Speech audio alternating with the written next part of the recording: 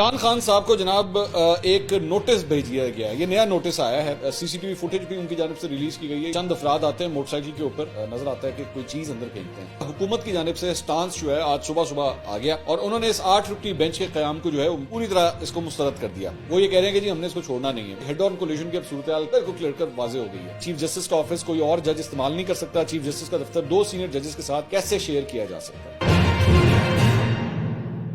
السلام علیکم ناظرین, میں ہوں منصور علی خان. اپنے ڈیجیٹل چینل کے اوپر آپ کو خوش آمدید کہوں گا. ناظرین, اس ویڈیو کے اندر میں نے اس ویڈیو کے آخر میں ایک بڑی امپورٹنٹ خبر آج آپ کے ساتھ شیئر کرنی ہے.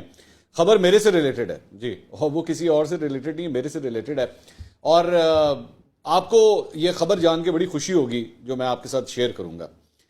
اچھا جی, لیکن میں پہلے ذرا دیگر خبریں, ظاہری بات ہے جو قومی لیول کے اوپر, قانونی سیاسی لیول کے اوپر جو خبریں ہو رہی ہیں ذرا وہ تو جلدی سے آپ کے ساتھ شیئر کریں نا. سب سے پہلے تو سپریم کورٹ میں خاص طور پہ آج ایک بڑا کیس لگا ہوا تھا, اس کو بھی ذرا ڈسکس کرنا ہے. 8 رکنی جو بینچ تھا اس کو ذرا ڈسکس کرنا ہے. لیکن کچھ پہلے دیگر خبریں.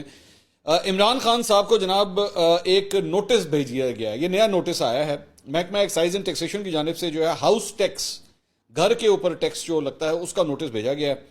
اور 2 رکنی ٹیم جو ہے زمان پاک گئی اور وہاں پہ یہ نوٹس جو ہے وہ سرو کیا گیا. ای ٹی او ایکسائز عدیل امجد اور انسپیکٹر آمنہ رشید کی جانب سے جو ہے یہ نوٹس وصول کروایا گیا.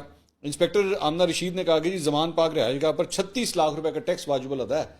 تو اس چیز کا نوٹس جو ہے وہ عمران خان صاحب کو یہ بھی آ گیا. تو پہلے تو ایف آئی آر وغیرہ تو کٹ ہی رہی تھی, اب یہ ٹیکس کے نوٹسز بھی جو ہیں وہ آ گئے ہیں.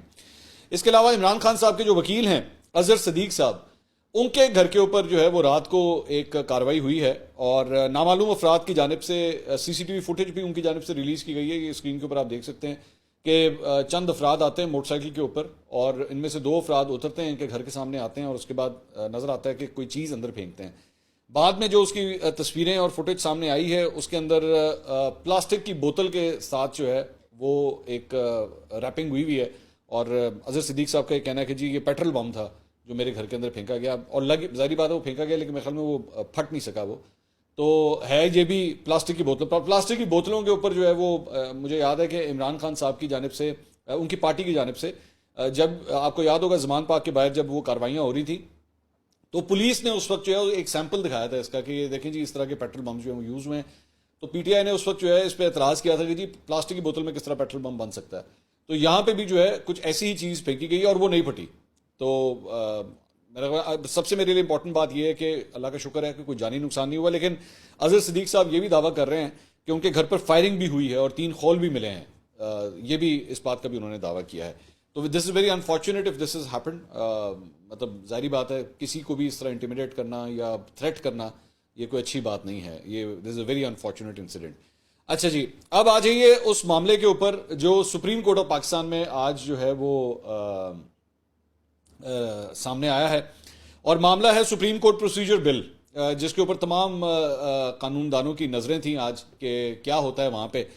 تو اس میں جناب 8 رکنی بینچ جو ہے وہ تو بنایا گیا تھا, لیکن اس سے پہلے کاروائی سے پہلے ذرا حکومت کی جانب سے سٹانس جو ہے آج صبح آ گیا اور انہوں نے اس 8 رکنی بینچ کے قیام کو جو ہے پوری طرح اس کو مسترد کر دیا. اس کے مشترکہ اعلامیے میں کہا گیا ہے کہ اس نوعیت کا اقدام پاکستان اور عدالت کی تاریخ میں اس سے قبل پہلے کبھی نہیں دیکھا. یہ ملک کی اعلیٰ ترین عدالت کی ساکھ ختم کرنے, انصاف کے آئینی عمل کو بے معنی کرنے کے مترادف ہے. اور یہ جو پریس کانفرنس ہو رہی تھی اس میں تمام اتحادی جماعتیں جو ہیں وہاں پہ بیٹھ کے انہوں نے یہ پریس کانفرنس کی, جس کو لیڈ جو ہے وہ وزیر قانون اعظم نذیر تالڑ صاحب کر رہے تھے. انہوں نے کہا جی سپریم کورٹ کی تقسیم سے حکومت میں شامل جماعتوں کے موقف کی پھر تائید ہوئی. بلوچستان اور خیبر پختونخوا سے کوئی جج بینچ میں شامل نہ کرنا بھی افسوسناک ہے. حکمراں جماعتیں اس اقدام کو پارلیمان اور اس کے اختیار پر شب خون قرار دے رہی ہیں. اس اقدام کی بھرپور مزاحمت کی جائے گی. حکمراں جماعتوں کے اعلامیے میں یہ بھی کہا گیا ہے کہ پارلیمان کا اختیار چھیننے اور اس کے دستوری دائرہ کار میں مداخلت کی کوشش کی مزاحمت کی جائے گی. آئین پاکستان کی روشنی میں پارلیمان کے اختیار پر سمجھوتہ نہیں کیا جائے گا. اس میں کہا گیا ہے کہ متنازع بینچ کی تشکیل سے نیت اور ارادے کے علاوہ آنے والے فیصلے کا بھی واضح اظہار ہو جاتا ہے. بل کو سماعت کے لیے مقرر کرنے سے نیت اور ارادے کے علاوہ آنے والے فیصلے کا بھی واضح اظہار ہو رہا ہے. اچھا, اس ساری چیز کے اندر جو کچھ حکومتی سائٹ سے کچھ خبریں آ رہی ہیں وہ یہ ہیں کہ اگر سپریم کورٹ کے اس 8 رکنی بینچ نے اس کو ریجیکٹ کر دیا, ویسے تو ابھی ظاہری بات ہے ابھی کاروائی کا آغاز ہوا ہے, لیکن اگر اس کو ریجیکٹ کر دیا تو حکومت پھر اس کے اوپر دوبارہ کاروائی کرے گی اور یہ پروسیجر جو ہے یہ چلتا رہے گا. وہ یہ کہہ رہے ہیں کہ جی ہم نے اس کو چھوڑنا نہیں ہے. مطلب یہ مجھے کچھ جو فیلرز آ رہے ہیں حکومتی سائڈ سے وہ یہ ہیں. تو انہوں نے بھی حکومت والی سائڈ نے بھی جو ہے اپنا ایک پلان بھی تیار کر لیا ہے. مطلب میں جس طرح آپ کہہ رہا ہوں نا ایک ہیڈ آن کولیشن کی اب صورتحال بالکل کلیئر کر واضح ہو گئی ہے.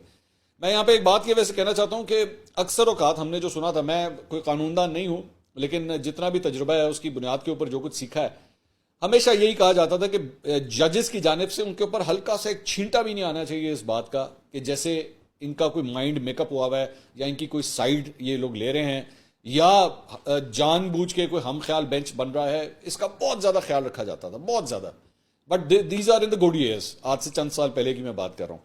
اب جو صورتحال بن گئی ہے وہ جس طرح ایک کیس کے اندر چیف جسٹس صاحب نے ایکچولی یہ کہا بھی کہ جی میں نے جو بینچ بنایا ہے اور اس کے اندر مظاہر علی نقوی صاحب کو جو میں نے بٹھایا ہے تو اس کے میں نے ایک پیغام بھی دینا تھا. تو اب وہ پیغام اس کے دونوں معنی ہو سکتے ہیں کہ ایک پیغام تو ظاہری بات ہے اس کو اس طرح بھی پرسیو کیا جا سکتا ہے کر لو جو کرنا ہے, تو میرے ساتھ تو یہ جج صاحب بیٹھے ہیں. اور ایک یہ ہے کہ اگر آپ ہمیں انٹیمیڈیٹ کرنے کی کوشش کر رہے ہیں یا آپ سمجھ رہے ہیں کہ ہم پریشر میں آ جائیں گے تو ہم نہیں آئیں گے, یہ بیٹھے ہیں میرے ساتھ. ڈپینڈز نا وہ آپ ٹیبل کی کس سائڈ کے اوپر بیٹھے ہوئے ہیں, how are you going to look at all this, تو آپ کی مرضی ہے. تو یہاں پہ کلیئر کٹ ان 8 ججز کے اوپر جو ہے وہ حکومت نے مکمل عدم اعتماد کا اظہار کیا ہوا ہے. اور حکومت کی ہی اس میں بڑے امپورٹنٹ بات یہ ہے کہ حکومت کی ہی جانب سے جو قانون سازی کی جا رہی ہے اسی سے ریلیٹڈ یہ 8 رکنی بینچ بنتا ہے. اچھا پھر انٹرسٹنگ بات یہ ہے کہ اس کا تعلق چیف جسٹس کی پاورز کے ساتھ ہے, سو موٹو پاورز کے ساتھ ہے. اب ٹیکنیکلی سپیکنگ ایک اگر آپ اس کو کہیں کہ جی یہ کلیش آف انٹرسٹ آتا ہے اور یہ کانٹرڈکٹ کرتا ہے اس چیز کو کہ چونکہ یہ چیف جسٹس کی پاور سے تعلق رکھتا ہے تو شاید چیف جسٹس کو تو خود نہیں بیٹھنا چاہیے اس بینچ کے اندر کیونکہ انہی کی پاور سے ریلیٹڈ ہے. لیکن چیف جسٹس اس بینچ کے اندر شامل ہیں اور لیکن یہ بھی بات بتانا ضروری ہے کہ ہے استحقاق چیف جسٹس کا. مطلب بینچ کس طرح بنے گا, کیا کس طرح نہیں بنے گا, ابھی تک جب تک یہ قانون نہیں بن جاتا, اپروول نہیں آ جاتی پریزیڈنٹ کی جانب سے یا 10 دن نہیں گزر جاتے, تب تک ابھی تک چیف جسٹس کے پاس ہی اختیار ہے. تو ٹھیک ہے, وہ اپنی مرضی سے بنا لیں, 8 رکنی بینچ بنا لیں. اچھا جی, اب ذرا وہ اس پریس کانفرنس میں آتے ہیں. اعلامیہ تو میں نے آپ کے ساتھ شیئر کر دیا, پریس کانفرنس کی طرف آتے ہیں. تو انہوں نے کہا کہ جی بل ابھی نہیں بنا اور 8 رکنی بینچ بنا دیا گیا. تمام جماعتوں نے مطالبہ کیا کہ فل کورٹ بنایا جائے. اجلت میں درخواست دائر ہوئی اور بینچ بنا دیا گیا. ہمیں ایک سپریم کورٹ چاہیے, ہم 2 سپریم کورٹس کی بات نہیں کرتے. ادارے میں تقسیم کا تاثر روز بروز عیاں ہوتا جا رہا ہے. ہم توقع کرتے ہیں کہ آج بینچ تحلیل کر دیا جائے گا, جو کہ نہیں ہوا. ٹھیک ہے, کیونکہ پریس کانفرنس اس سماعت سے پہلے تھی. سماعت بھی تقریباً کوئی 1.5 گھنٹے کی سماعت تھی, اس سے پہلے کی بات ہے.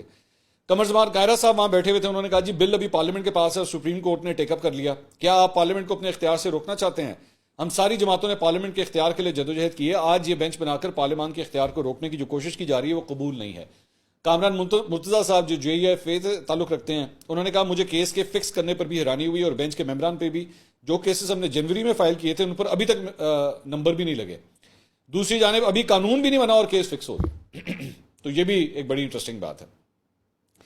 اس کے علاوہ پاکستان بار کونسل نے supreme court procedure and practice bill 2023 سے متعلق بینچ کی تشکیل اور مقدمے کو اجلت میں سماعت کے لیے مقرر کرنے کے اقدام کو افسوسناک قرار دیا ہے اور آج ملک بھر میں ہڑتال کی انہوں نے کال دی ہوئی ہے. اچھا, یہ جو ہڑتال کی کال ہے یہ بھی جو ہے وہ بڑی مکسڈ ریاکشنز ہیں. مطلب کچھ دھڑے جو ہیں وہ اس کو فالو کر رہے ہیں اور کچھ جو ہے بالکل اس کو ریجیکٹ کر رہے ہیں. مثال کے طور پہ سندھ ہائی کورٹ بار ایسوسی ایشن کی جانب سے یہ آیا کہ جی اس کو ریجیکٹ کیا جا رہا ہے, لیکن اس کے باوجود کئی وکلا پھر بھی جو ہے وہ آئے وہاں پہ کورٹس کے اندر, وہاں پہ پھر بھی پیش ہوئے.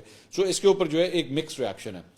اچھا, دوسری بات یہ کہ اسی سلسلے میں ایک پٹیشن آج لاہور ہائی کورٹ میں بھی جو ہے وہ دائر ہوئی تھی اور اس کے اندر اس بل کی کاپی نہیں لگی ہوئی تھی تو اس کو ادھر ہی ریجیکٹ کر دیا گیا, تو وہ تو وہیں پہ فارغ ہو گیا.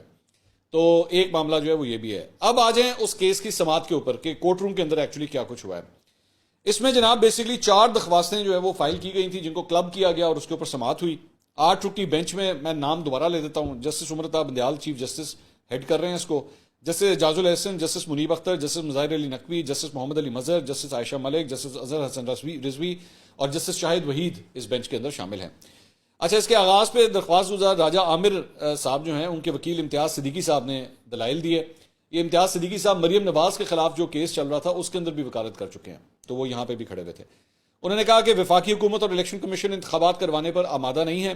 عدالت کو انتخابات نہ کروانے پر خود نوٹس لینا پڑا. عدالت نے الیکشن کمیشن کو انتخابات کروانے کا حکم دیا.